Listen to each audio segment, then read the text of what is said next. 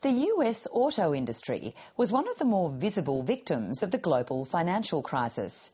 In 2008, General Motors and Chrysler were only saved from bankruptcy by a controversial multi-billion-dollar bailout from Washington.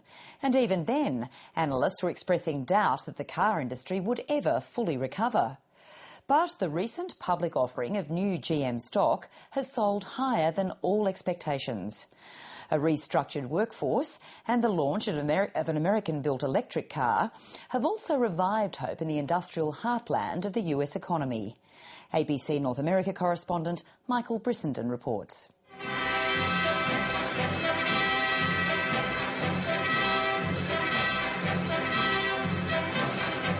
The American auto industry is the story of American enterprise, one of the foundations of this country's industrial might.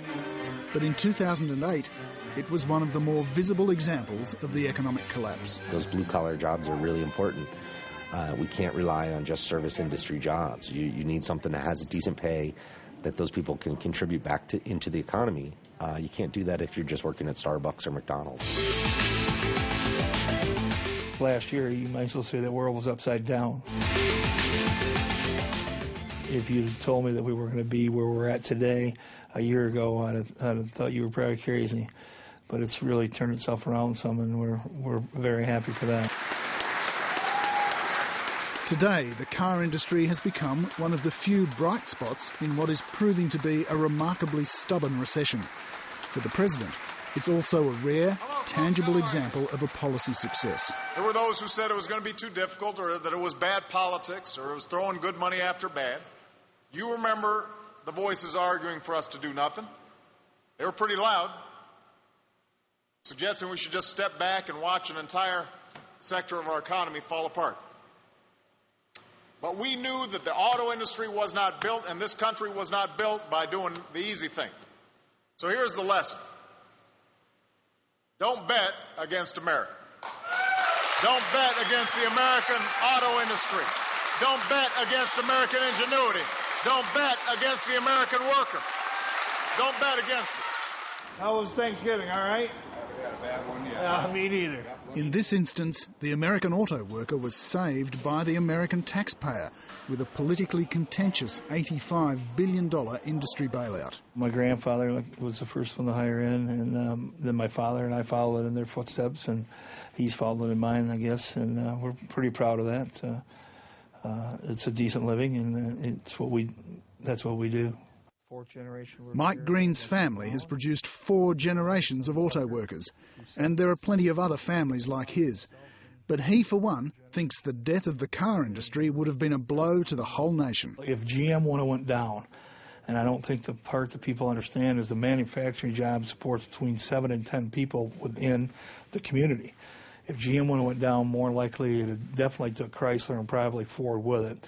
But just the General Motors part of itself would have been 1 million jobs with the manufacturing jobs and the jobs that are attached to that. Now, can you imagine if a million more jobs would have been lost on top of it, where we would be? For all that, there were plenty of critics of the federal bailout, but you won't find many of them in Detroit. Scott Burgess is the auto writer for the Detroit News. Did it surprise you that the car industry turned around so fast? Well, I lived here. It wasn't as fast as you thought. I mean, the downfall, for a lot of people, they just saw the headlines of the bankruptcies. I saw 2 or 3 years leading up to those bankruptcies where every month sales would be down 10% compared to last year. The truth is, the American car industry had been on the slide for decades. The perception was the big three just weren't making good cars. They weren't just big, clumsy fuel guzzlers. They were also technologically inferior to the Japanese, the Koreans and the Europeans. But the near-death experience has changed that dynamic.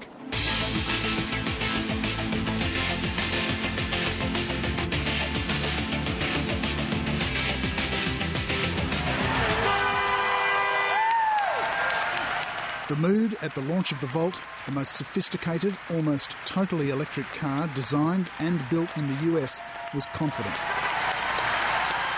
I feel like that Chumbawamba song. We all do. We get knocked down, but we get up again. You ain't never gonna keep me down. You know what I'm saying?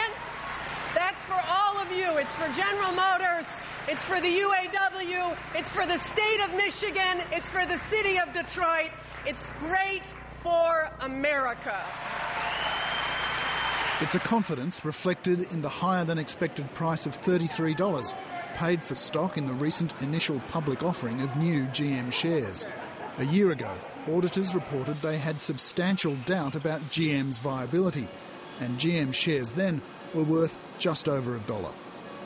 The federal bailout was controversial, but few now doubt it did save the US auto industry.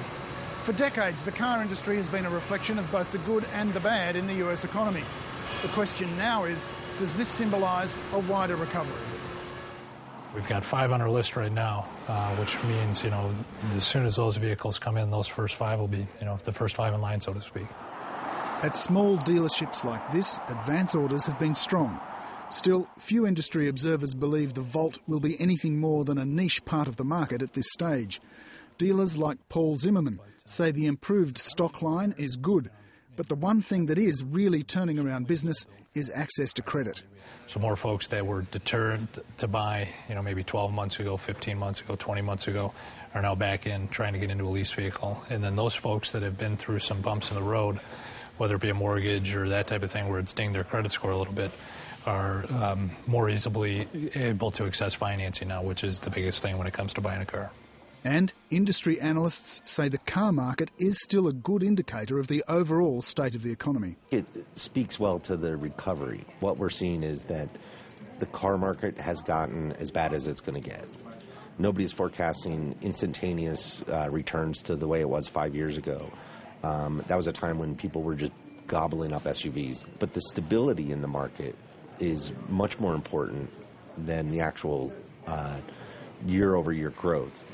Most experts predict that there's going to be just very moderate and very modest growth. And that's something that I think is better for the economy and better for the outlook. For moderate and modest, read slow. GM has announced it's hiring again 1,000 new engineers. But on the same day, the official nationwide unemployment rate went up again, 0.2% to 9.8%. There's still a long road to recovery yet. Michael Brissenden with that report.